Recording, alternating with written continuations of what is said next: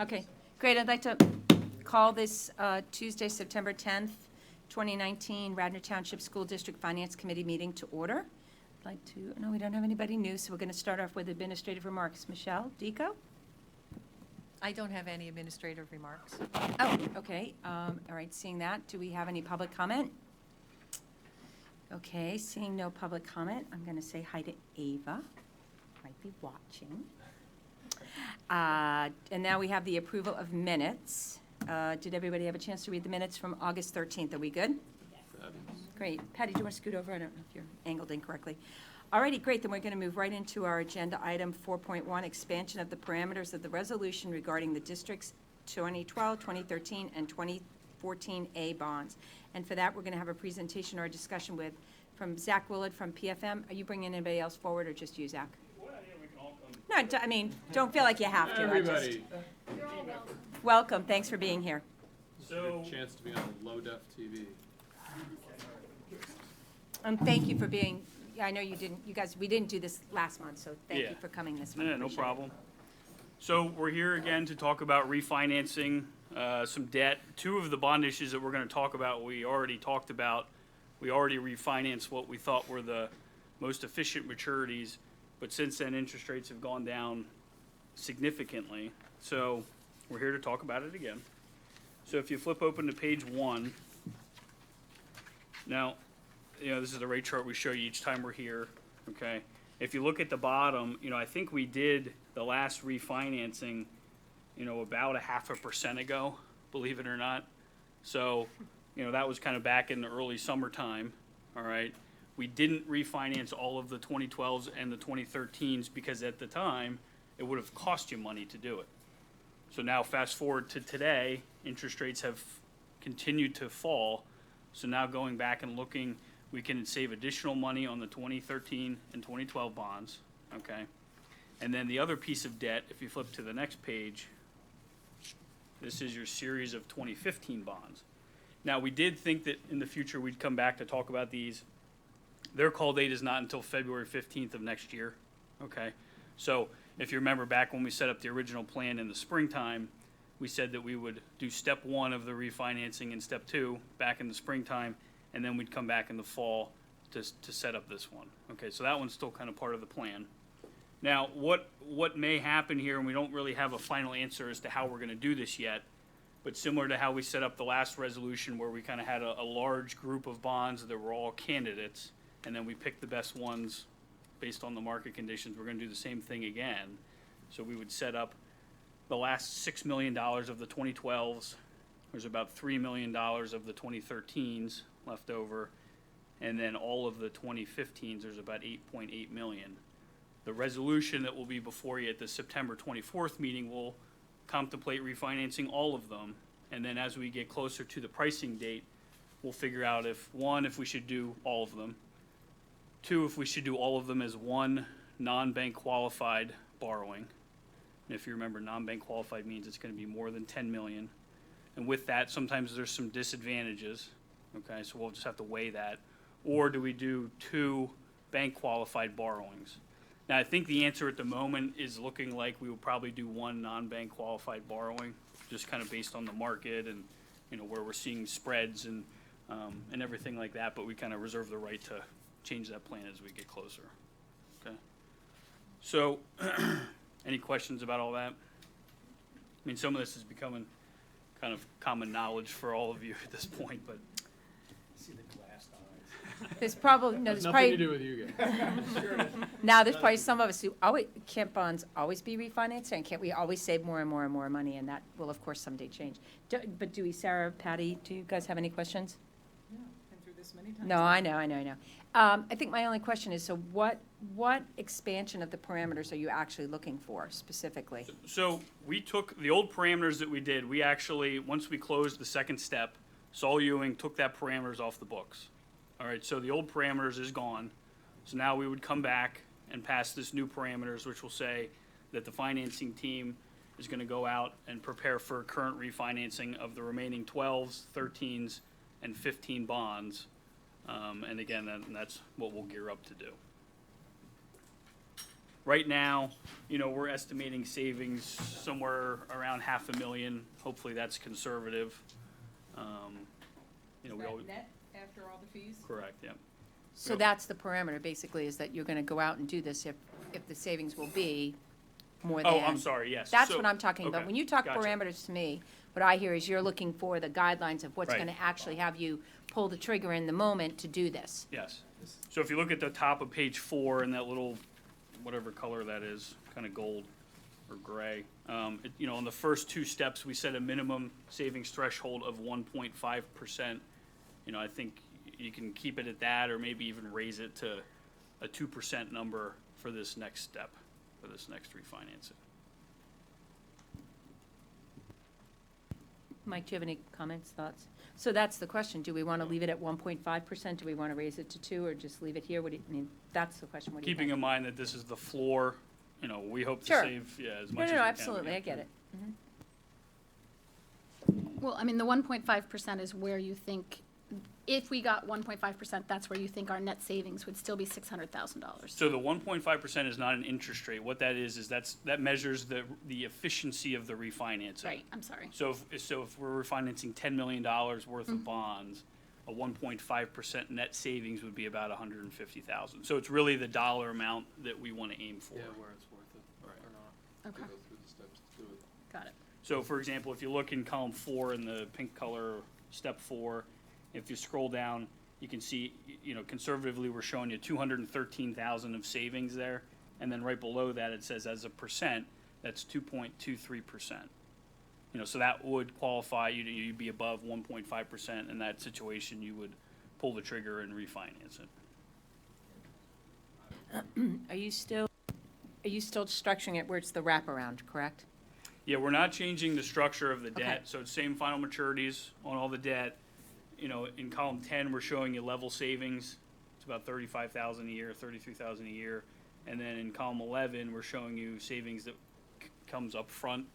Depending on these 2 bond issues, we don't have a lot of different structuring options as far as how you realize the savings. But we'll be keeping the same term of the existing debt. Okay, I mean, I think we're all in agreement that this is a good plan? Yes. Okay, It's good to me. there you go, great. So would you like to leave this, we can leave the minimum at 1.5, again, Yeah, hopefully we save much more than that. yeah, that would be my Okay. preference. Okay. So Saul Ewing will be back on September 24th with the formal resolution for your approval. And we expect to hopefully price the bonds and lock all this in mid-October. That's about the earliest we can do it with the call date of February 15. Okay. I don't know thought- if you have anything to add. Well, the lock rate for one of them says it's November. I'm sorry, where are we looking? Page 2. Yeah, we're looking for the 15th. 15th for February 15th. So we want to be 90 days in front of that. Correct, So I don't know if think you can Zach's hear. correct. Either we do 2 or we do 1, but if there's 1, we have to be 90 days within the 15th. Kind of my point, right, so we Correct. may not be pushing to do this in October, or if we're doing it in all 1 step, or maybe we do it in 2 steps, just depending on the timing. Correct. Good Great, point. Yep. perfect, thank you. Multiple issues, multiple options. Great, all righty, super, thank you so much for Yeah, being here, alright. appreciate it. Michelle will get you when our meeting is October finance and then October business, just so you know. Okay, sounds good. So you know All which right. building to go to this time. Closest meeting to Conshohocken. Oh. You call me every night from Conshohocken. There you go. All righty, thank you Thanks, so much everyone. for being here, appreciate it. Food. Yeah. Is there Chick-fil-A? Not this There's Chick-fil-A, I'm in. Yeah, sorry, not this time. Okay, so our next agenda item, 4.2, is board agenda action items, and these are just the things that we can expect to see on our consent agenda, the various disposals and the food service vendor. Michelle, I had one question, but I wanted to see if anybody else has any questions about this. You're good? Mike? You opened the bids for the athletic equipment, you just haven't had on September 4th, you just haven't had a chance to kind of look through them all, that's why we don't have any of that information. That's correct. They've been Okay. opened. We're in the process of entering them in and making any clarifications that we need Great. to.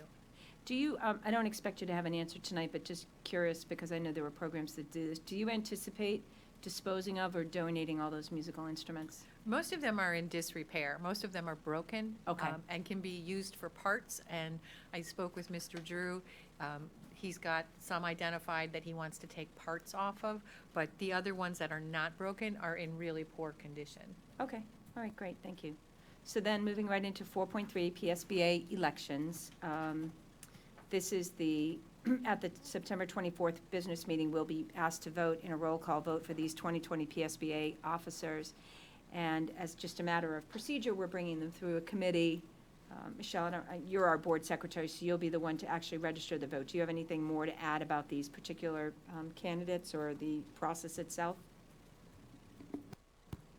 I don't have anything to add. I do have a document from PSBA that I believe you have that you received in your packet that outlines the, With the bios? with the Yes. Yeah, the biographies, yep. Okay. Can I just ask one clarifying question? And I apologize, I probably should have asked our PSBA rep before. It seemed to me from the instructions that, I mean, usually we get these PSBA nominations and there's one person running for one role. But it seemed to me like one of these roles, there were 4 people running for 3 spots. Was that correct? Oh, gosh. Did anybody else notice that? Oh, the school board secretary's steering committee? I think that was right. Yeah, I don't see that it's, so I'm not seeing that it says there's only 3 spots. I see 4 names. Somewhere I read, I thought from the PSBA stuff that there were only 3 slots. There is, under the school board secretary's form steering committee, the very last paragraph says, please choose up to 3 There it was. incumbents for a 2-year term. And there's 4 trustees listed. It's the very last page of the oh no, I'm sorry, it's not. Yeah, but it's near the end of our package. for Near this the one. end. Yeah. So if we could just make sure that that's clear on the board agenda, because the others aren't competitive, and to read through this agenda, I missed that when I read through glanced through the bios, I didn't read them, I glanced. All righty, good. So we'll just want to make sure that we know that that one is, to some extent, a competitive race. All righty? I don't know that there's anything more for us to do with that item. How long does it take to count those votes? Those people got like a long week ahead of them, right? It's all done electronically, so I would hope Yeah, that it's, We all meet different nights. well, that's true. But I would hope that it's pretty easy to tally the votes since it's electronic. It's like 3 days for votes to put in, right? Okay. All righty, great. Well, thank you for that preview on that, Michelle. And let's see, we're going to move on to 4.4, Revenue and Expense Synopsis Report. So this is something, Michelle, probably would be best for you to bring us through this conversation, if you don't mind. I'm going to ask Penny to join us up at the table. She probably has some things that she wants Great. to add regarding this. So you're probably familiar with the board financial reports. Periodically on the board financial reports, we don't do it in the summer, but we do it throughout the course of the year. On the front page of the revenue reports, we put a synopsis that explains, these are some of the things that happened this year compared to last year, and this is why you might see a large discrepancy, or you may see a much larger expense, or you don't see any. We do that on both the revenue and the expense side. What we find in the business office is it takes a lot of time for us to put that together. It's not as simple as just looking at the document and saying, oh, well, I know what we did here. Sometimes it requires some research, and when I talk to Penny about it, Penny can spend the better part of a day putting that synopsis together. So I am proposing, not that we do away with it altogether, but doing it on a less frequent basis, perhaps a quarterly basis. And I just wanted to have some discussion about that. Do Great. you use it? And how do you do the evaluation from year to year? Turn your mic on. So how do you, I'm on. No, Oh, you're on there. yeah, No. you're, Yeah, But it's not a so- report that we use so what do you internally. use? To compare from year to year, for my purposes, I rely on the budget, and I can look at expenditures from one year to the next. But and that's not the problem, it's looking if there's a discrepancy to try to figure out what that discrepancy But is. don't we, variant. but shouldn't, well, Yes. it's a variance, but I Yes. mean, but you should be doing that anyway. We do that. So how do you do it other than giving us some written summary? I'm all right to eliminate the written summary if you're doing it in another way that we could benefit from it, that you're not doing duplicate work or whatever. But to me, in running a business, we should be looking at the month to month and So understand we don't what actually happens. do a written report. So what I use, and Penny probably uses it as well, is we use the comparison report. Uh-huh. And that compares the same period in time for the revenues and the expenses. And we look at it in summary format. Uh-huh. It's the same thing that we use when we look at that synopsis, but on the synopsis, we provide a lot more detail, even though we're looking at it. We're not looking at it every month. I can tell you that we look at it on a quarterly basis because we know that there are timing issues. We know that we've made changes, and sometimes if there's a change in staff, it takes a while for things to get caught up. We had an issue with some benefits and how they were posted, and we knew that it was going to take a month. We realized it was wrong. It didn't get corrected the following month because we didn't realize it until late, and so it got corrected in the next month. So it can take 3 months sometimes for things to rectify themselves. Does it, looking at it on a monthly basis, has it resulted in needing to take action to either reconcile something or move things or something like that? Probably in this past year, it was just noticed that the benefits weren't getting posted monthly, but that was due to a change in personnel. So there was a change needed last year. Okay.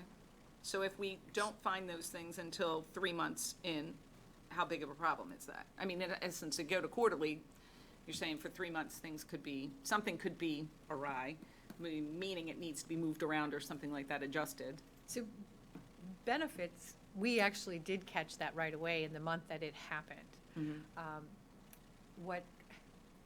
What took a while to get corrected was making sure that the benefits were actually being posted when they were supposed to be posted. So that was a change in personnel. That has been rectified.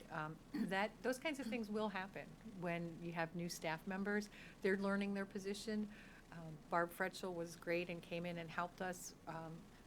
So had that scenario gone 3 months before you realized it was happening, what's the, No, you're saying that you caught it right away, but the problem but is how would you posting have it to our caught it if you reports. didn't do the synopsis? That's what I was asking. If the synopsis is not something you're using as a tool, So then what are you using? I actually post all of those things. Uh-huh. So when I go in to post the benefits, I look to make sure there's dental, prescription, medical, long-term disability, life insurance. I Okay. look to make sure that all of those things are there.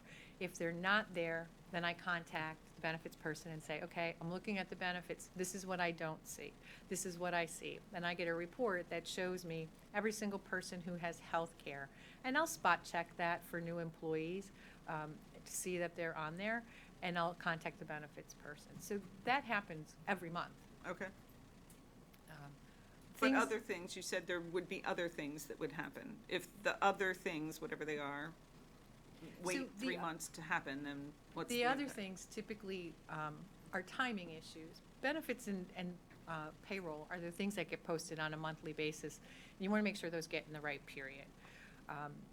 Benefits, it's easy to overlook something. Payroll, not so easy to overlook something. You've paid someone their pay, it ends up getting in the right period.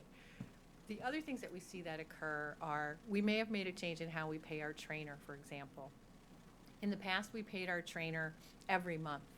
Moving forward, we are paying our trainer every quarter. So you'll see that July and August, there's no payment to the trainer. If you look at previous years, you'll see that there were payments to the trainer.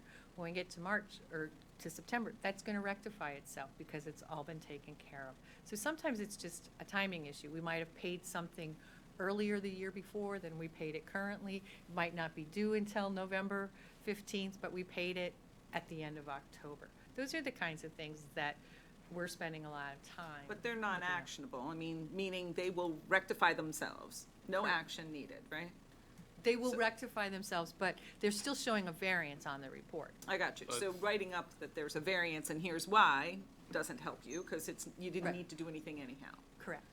But this monthly synopsis report, what you're saying is you guys don't use it internally. We do not use You it just in. produce it for our edification. Actually, it came at the request not of the Finance Committee, but of some members of the public. It wasn't, this request for this report wasn't generated by the Finance Committee. Right, but I mean, so you guys aren't using it internally. It doesn't sound like we are. I can tell you I'm not. So. I don't see why. Say it you're- another way, I mean, you guys have a separate comparison report that you're running every month, and that's presumably where you found the benefits issue, and you would find other variances.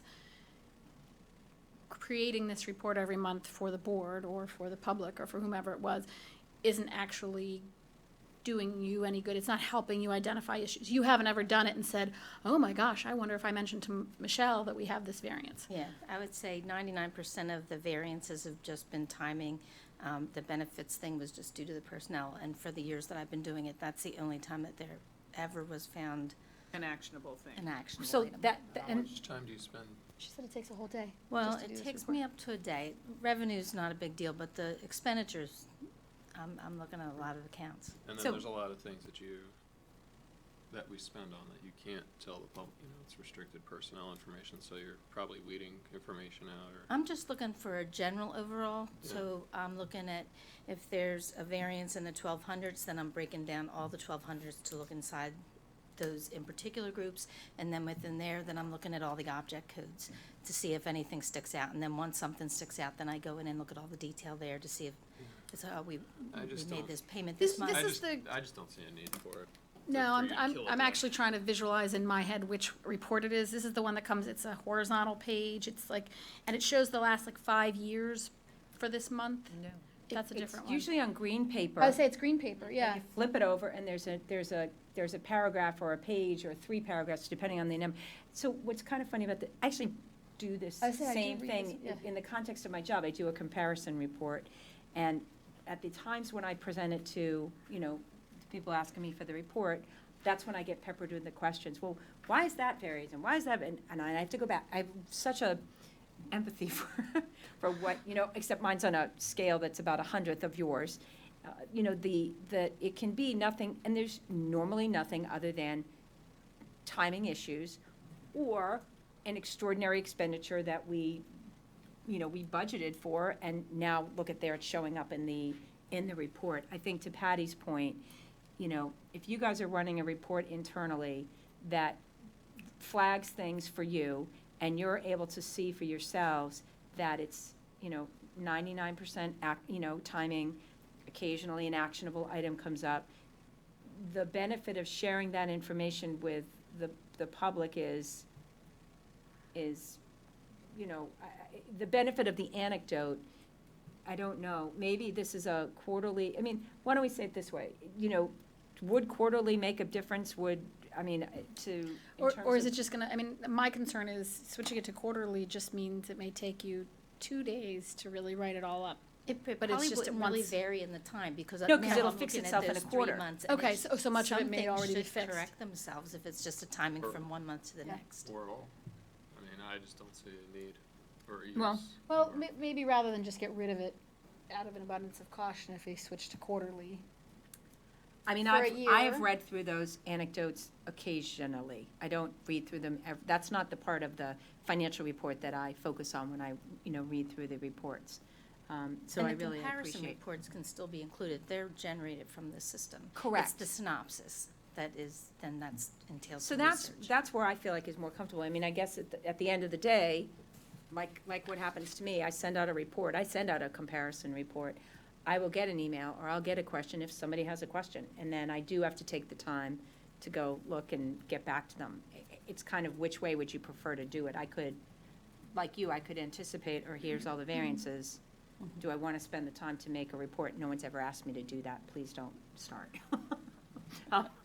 No, anyway, what do we feel comfortable landing on with regard to this? Quarterly's fine with me. Why don't we test out quarterly and see how that goes? I'm and- all for having you not I know, I do get any work, that, so you're but good. let's, On this. incremental change. I will tell you, there's other things about the reports that, I know we've talked a little bit about some feedback about the white page report, correct? Yeah, Do yeah. you want to comment on that, just because we're talking reports? Well, no, I think the white page report, one of the things that's challenging for me is, I can read it, but it doesn't have context or meaning for me necessarily. It's okay, it seems like once or twice a year we spend money from the community swim fund. I don't know if that's I don't know where the fund ends up. So a lot of them are there, it's, In the pool. well, no, but it's not clear from the report, Starting balance and ending balance. starting balance and ending balance. And I know you said that's not really what it is, and It's not, and Certainly, we print the revenue report separate from the expense report. Right. If you're looking for a true Balance revenue sheet. expense report or a balance sheet, we can print those as well, but it's gonna be very condensed. It's not gonna have as much detail. So I'm open to having more discussion about that. I'm happy to provide whatever information you want. I'm an accountant. I like to see a balance sheet. I like to Yep. see a true revenue expense report. So I know, if we're in the red or we're in the black at any given time. And I do run those upstairs, Right. and look at those on a pretty regular basis. Well, and I know, like, when we've talked about, like, when we talk about specific issues, so like when we had a separate meeting about, the pool, and you were able to give us a lot of detail about what the pool costs, or kind of allocations of costs, and, that fund over the course of years, and what we've had to put into it, and what we've spent from it.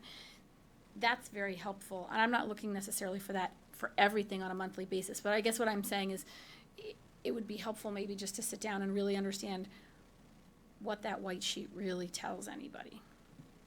So the- Unless you sit, because I think for me, I have to sit down and pull out the last so many I got for it to mean anything. So the purpose of the white sheet is to show you the cash that's going out. Okay. That's the only purpose for that sheet. And it doesn't, Okay. as you said, it does not give you a true picture of your financial Health. position. Yeah, in it says any not, of the you're right. funds. We spent $10 million last month. Bad news, we only collected 2. Like, it doesn't, It doesn't we don't tell know you what we any of that. collected. It doesn't, Correct. what was in the fund to begin with, so. And I feel like the only time we really, not the only time, but I mean, we see the beginning and ending balances of the various funds in the budget binder. Right. I mean, that's when we see the starting and the ending. So, I mean, let's give that some thought. We don't have to generate more work tonight for you guys, but there was some comment about, balance sheet. What was Yeah. that, Yeah, Mike? I mean, if you're moving the synopsis report to quarterly and you run, it just escaped me. Balance The sheet? The income and the balance sheet, income statements and balance sheets for you personally, one, if you just included the balance sheet quarterly with the synopsis. And we can have some more conversation about it. I can meet with Susan and Patty and see if, give you some sample reports, whatever you like. I'm happy to do that. Here's to me kind of the benefit of board docs, is that, I wouldn't even necessarily advocate printing this paper. This might be something that we might try and then post it to board docs for, for the, When I say print, it's a euphemism for me, because it's all board docs.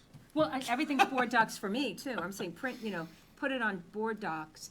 If a board member, we get anybody could look at it Telling me I online. have to find my board docs password and actually use that system. So I gotta tell you, it's Fabulous. pretty handy. Not, It's- if you don't have a tablet that you write on, it's not, because I Well, that's scribble all fair. over everything. In any event, Yeah. we'll give that some thought. Okay. Okay. So you can make the comments in your head and then forget them by the time the committee meeting comes. It's great. Wouldn't you All like righty, that? all right, so moving on, thank you. Let's give the quarterly reports a, shot, see how that works. All right, moving on to 4.5, update on the substitute nurses. I think we're gonna have an update from Todd, you're gonna come up and share with us? All righty.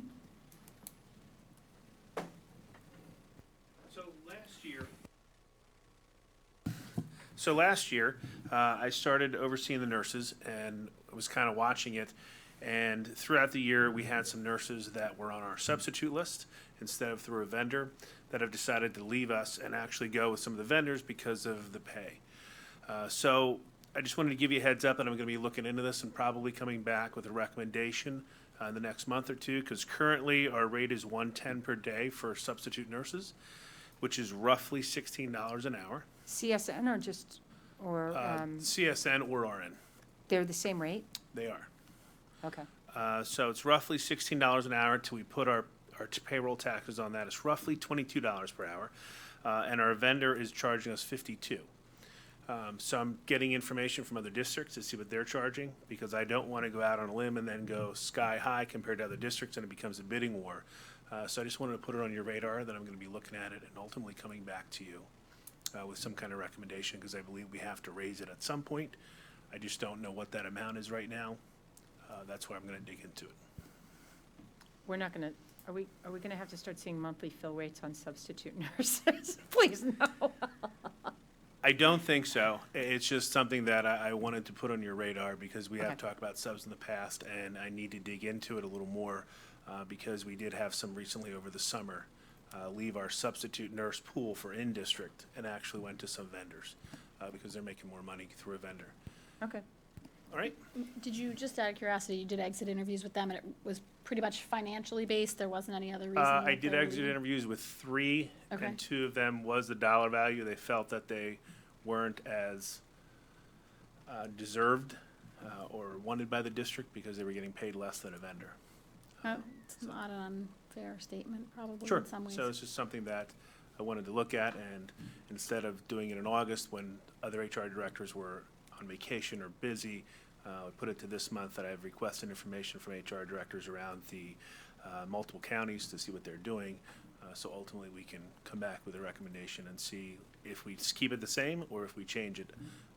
I'll let you know what that recommendation is. Okay, but even if we raise it, there'd be a middle ground, right? Because the nurses aren't getting $52 an hour through the vendor. The vendor's taking a. Correct. The vendor is charging us $52 per hour. Okay. Mike? No, go for it. Patty? Are you, I have one thing. Are you, so in looking at this, because we have a relatively small number of CSN, are they able to cover for each other when one is absent, or Yeah, do we actually need to substitute We currently CSN? have 2 RNs, 2 staff nurses. Sure. That assist throughout the district. So our first line of defense is the RN fills in for the CSN. Sure. But if there's times where something major going on or a field trip or those type of things, that's where we need the subs. Okay. But we all right. try to do it with our in-house staff first. Okay, okay, great, thank you, thanks for that update. Sure. Okay, so, new business, there's actually 2 items I'd like to deal with, one of them that I think is gonna be relatively quick first, and then I know Patty asked if she could bring up something in new business. I thought that was a facilities issue. Well, it's the same form. Oh, no, you're right, no, you're absolutely right, no, Well, you know, Patty's it's right. funny, I was gonna ask, bring it up now because it's 5:30. You know? Well, The let other me- meeting's not started till 6, so, Let's, and we're the same 4. let me, Michelle, maybe you could give just a brief recap about the situation with the tax bills. So, the district receives its tax information, the homeowner, the assessed value, all that information from the county. This past year, the county updated their system, and when they updated their system and we sent out our tax bills, we ended up finding that there was a lot of discrepancies. We had a lot of tax bills that were returned to us for various reasons. We had tax bills that were put in a previous homeowner's name. We had one situation where Jackie actually spoke to the taxpayer. The old homeowner brought the tax bill in and said, I haven't lived in this property for 10+ years. So it's required a lot of research on our part. We're not the only district that experienced it. It's something that has transpired through all the districts in Delaware County. We still have a pile of tax bills upstairs that we've not been able to get in the hands of the appropriate homeowner. We've really been trying hard to make sure that we do, but the discount period ended at the end of August. We've had meetings as a group, Delaware County business managers, with the county to express our concerns about all these issues that have been happening. Some of them included assessments that were not correct, which results in the district not receiving the proper amount of school real estate taxes, which is very concerning. And we also expressed the fact that we have great concerns about the fact that they're going to use the same company they used to update the system to do their countywide reassessment. So I had approached Mrs. Stern and asked if you wanted to consider as a board extending a grace period for people who didn't get their tax bills, if we can find their tax bill upstairs and extend the discount period for those individuals. So you'd be able, you know exactly who these individuals are. So we're not gonna get into the, I didn't get mine conversation a month from now. Yeah. So Jackie has been keeping really good records, so I believe that we will be able to identify individuals. We had one person who called today. Jackie was able to identify that they were an individual whose bill was returned and she was not able to get it to them and get it in the proper hands. And that's really what prompted me to approach Susan today and say, right before the meeting, and say, is this something we want to talk about and possibly extend? The tax collector's manual says that you don't have to. It says that it is the responsibility of the taxpayer if they don't get their bill to notify the school district, and you don't have to extend the discount. This, however, is a situation where the county actually gave us poor records, and it started with our homestead exclusion when they provided us with the number of homestead properties and the amount of the homestead, which they're supposed to be providing to us, it wasn't correct. And so that's where we started to notice it. We didn't anticipate that we were going to have all these other problems. So do we know how many percentage-wise people who got their correct tax bill, percentage-wise? I mean, even a ballpark, I'm not looking for 74.3%, but I mean, are 75% of the people, did they receive their tax bill properly? Are I we in the think- 99%? Where are we? I would say we're probably at around 98%. 98% of the people, we believe, got their tax bill and it was right, and it went to the Yes. right place. Yes. Okay, so we're talking about 2% of the people. So what the, Which is usually around, Well, our tax probably collection double rate, your, right? I mean, yeah, I'm just. it's right around. we What have we a collect couple anyway. hundred bills upstairs that we've not been able to get into the proper Can hands you of people. use the records from last year? Do We you have have- records we- from last year to We match have up? actually, well, what happens is when we update, Purges. it clears that stuff out. So Jackie has actually, I'm looking at Jackie, because if I do say something wrong, she's gonna go like this to me. What she does is she researches when the bills come back. She'll check the county website to see what's on the county website. She'll look to see what was on there for last year, because she is able to do that. But that's kind of a manual process. It's not something that she can just click a button and see, oh, this is what it was last year. And she's actually corrected some of those things because the county records aren't right either, and the county's going to be getting ready, and the township's going to be getting ready to send out their bills. Jackie's been in contact with the township tax collector about some issues that they've been having, and they've been working really well together. Michelle, is this, this tax roll from the county? So, to my understanding of how my tax bill gets paid, I could bring my bill into my bank where I escrow, and, which I do, here's my bill, make sure you pay it. But the reality is that my bank is pulling, 500 bills from the tax rolls and just making a lump sum payment in the discount period. So is this glitch with the system affecting the banks who are reaching out and trying to pull the tax rolls to make their big payments on behalf of, the hundreds and hundreds and hundreds of people who have a mortgage with them in escrow? So it can, it certainly can, because if they ask us for information, Jackie's saying no? No, because they're based on the parcel number. Because they get the whole Oh, back, okay. the whole bank file, like the whole tax file.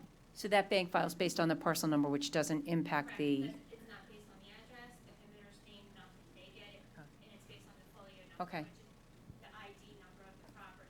so really, we're only talking about the number of families You pay The taxes 2% themselves. who They're the ones don't escrow, and who of those 200, for all we know, 50% of them escrow, and they're pulling their system from the parcel number, and it's not an issue, and then the other 100, I'm just, Well, it's still an issue. 'Cause No, it's an issue, don't get me wrong, I just what's was. the county's answer? right now, roughly, from the tax payments that were paid, the high payments that were paid by the banks, there was 2,300 from the one large tax payment that came in, and then it's 2,400 homeowners that were from an escrow account. The other one was in as 900, and then the one that, came in at the end of the month was roughly like 1,000, 1,100. So if you do the math right there, That's 6,800 tax bills, so 2,400, 2,300, 900, and 1,100, I think that's 6,800. 11 is 34, and 900 is 43. 43. Yeah, but plus another 20, you said 2,400, 2,300. No, it's 20. Oh, it was 23 or 24, okay, got it, I added those together. Okay. It's like roughly in this 900, 800 and something. So if you go a little bit higher for like miscellaneous ones that you send in after the fact, so say 4,500, we mailed out 8,800 tax bill. The rest all pay their taxes on their end. Okay, so about half of our tax bills are paid by escrow, the other half Correct. are paid in this method, okay? Correct. So, A lot of the times, people have multiple properties where there's renters, and renters didn't forward the bills to them, Okay. The county records were a mess. So really, the question that Michelle brought to me, I was like, well, it's not for me to say by myself, but we've had the circumstance, well, and, Patty knows this, she's been on the board forever, Mike's been on 4 years, so, periodically, Michelle will come to us, and there'll be a taxpayer who will approach the district and say, I didn't get my bill, and we've been, up to this point, very hard and fast, no, the bill had to be paid by the discount period to be discount, or by December 31st, on the installment plan. So I think she's really asking, in this particular situation, do we want to keep the hard and fast rule, or do we want her to come to us and let us know, or just handle it administratively when she's got a tax bill that was clearly not paid in a timely fashion because of a problem with the county Yeah, it's system? the county's fault, it's not the Well, taxpayer's fault. I was just gonna ask, do we have any sense from the county what the obligation of the vendor is to them and thereby to us? I mean, if the vendor screwed up these tax bills, Yeah, what's the county's I mean, answer? Yeah, but are we really, but we're not harmed by it, it's just people. we are if they're assessing properly, would you I mean like to do the improperly. Well, if That's the the other, assessments are- no, well, if that's the the other assessments question are I wrong, had, though. yeah, She yeah. said some of the assessments were wrong. Well, if that's wrong, that's different. Right. But on whether they pay the discount or they pay the full rate, or, I mean, there's No, no but- harm there. Yeah, but it's 10% if it's a penalty if they didn't pay it Okay, on but time. it's really only the interest on whatever that 10% discount We're in was the in the period. 2%. in Yeah, which no, they this give is the it. discount, thinking- 2% but reason, but we're if I were talking the penalty. taxpayer, No, I I'd be know, but pretty my ticked. point is, whether we get a 10%, whether they get the 2% discount here because they paid the end of August, or they don't pay until the end of September because they didn't get their bill right, that 2% discount, the only harm to us is the percentage of interest we would have earned on that dollar, on that 2% of whatever, Right. that 2 months. It's not, And you're certainly not Not if it's a lot of obligated to money, extend the discount, because the tax manual says that it's the taxpayer's responsibility yeah, to know. but in this particular case, it's not the fault of the homeowner. Most of the time, when the people come to us and ask for the change, it's because either they moved, or, they didn't have their mail forwarded, because they had, I mean, it was their dog ate their failure homework. of their action Oh, no, this that is the happened. county's fault. This case, It's the county. it's the county. What I'm hearing is that we're inclined to, this time around, Michelle, if you have these extenuating circumstances, whereas I think you've gotten pretty firm direction in the past, the dog ate my homework didn't cover. This time, it's a little bit different circumstance, and we may consider extending the deadline, or we will consider extending the deadline, when you're absolutely able, let me put it this way, if the bill is still sitting upstairs, and you don't know who to mail it to, and there's people finally call, and they are, but then the question becomes, are they somebody who typically Well, that paid? was the question, right? Are So they somebody should who we set a typically ti- played in the, But should we set a timing on that, right? Because if somebody waits for 6 months and doesn't call us to say, oh, I Correct. never got my bill, I mean, that's a little Right. egregious. So why don't we just provide them with some direction that for this specific, very defined group of people, or tax bills, that we would extend it to a certain period of time. Give them a 60-day extension on the That's on what I'm the feeling, like 60 period. days. But if they don't contact you in that time frame, once that's done, it's done. I'm perfectly fine with that. Okay. That gives us parameters that we can work with. Great. And, we're happy to do that. That Are decision you- should still go to the full board.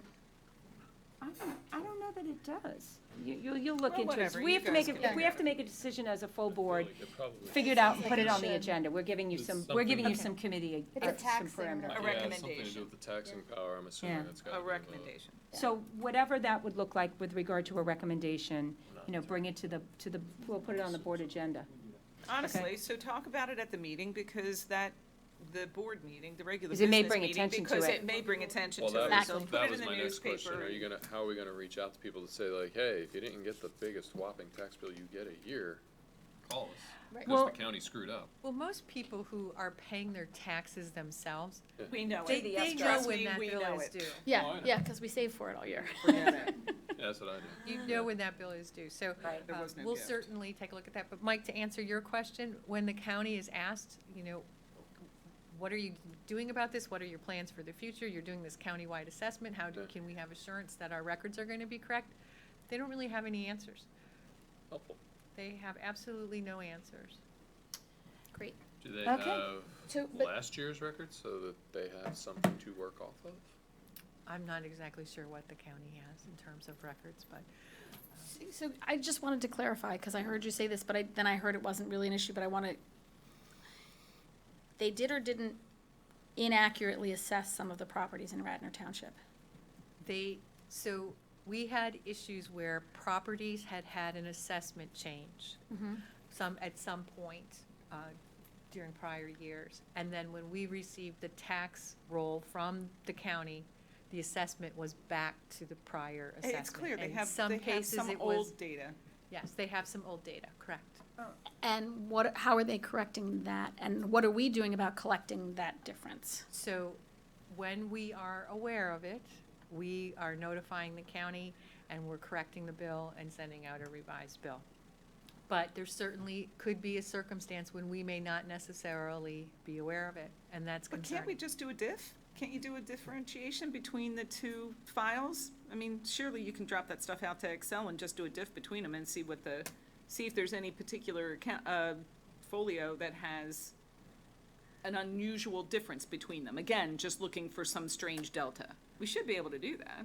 Yeah. We could, but it's just gonna be at this point, I mean, until we really figured it out, it was like probably 2-3 weeks in, we already had taxes being collected by that time. Right, but that doesn't say we can't send them an adjusted tax That's, I was bill. just gonna say, we're gonna send them an Tax bill's adjusted bill. incorrect. To show the annual, then we had to look at the annual tax report to show the annual, changes and everything, so then it's like. But I still think we should, I mean, We can I got you, definitely but it do that. sounds to me We can like do that there's- exercise. All right, so Yeah, it I want sounds that to to me, clear. it sounds to me like, much like Penny did, she talks about her variance reports. It sounds to me like you've gotten through the month of August, that the 2% discount thing is, we're getting the start of school year, it's kind of a crazy time, but it sounds to me like extra attention is going to need to be given to a comparison report about the tax bills that went out last year, Yeah, Patty's do you point. but it's an automated diff We- that you we can can I get that it, right, exercise. exactly. Do you have the records by folio number from last year? Yes, we can sort them by folio you number, should- we Right. can do So comparison. you can do last year's in one column, this year's We by could- folio, and anybody that's more than whatever we raise taxes by 3.0. Well, but some people do their own tax, do their own tax appeal, so you have to, that's what I'm saying, you have to Yeah, kind of but- actually look at it. Yeah. Looks like Ken wants to say No, something. We just found, something to do with the found time with dropping the report. There We'll you do go. the difference now. but- There you go. I thought Penny's Penny got would some enjoy free time. that. so- There you go. Yeah, we did. We filled up that 20 minutes. Okay, We can do that. It's a good all right. So, Great. and then I think I heard her say it, but I think she said it off mic, so I don't know if she got credit. You actually already called Radnor Township to give them a heads up about this, so that hopefully their tax collector can avoid some of this headache. Jackie, thank you for doing Okay. that. All the Thank address you. changes that I've come across, I've had one contact that I've sent every single address change and had them updated with the county, so then when the township bills come out in February, you should have them, so. Great, Well, thank you for We that. appreciate you taking that time to keep them updated. Thank you. right, That- appreciate that's it. Good neighborly behavior. All righty. Okay, so we're going to just see if we have a final public comment here for the Finance Committee meeting. Dr. Winters, welcome.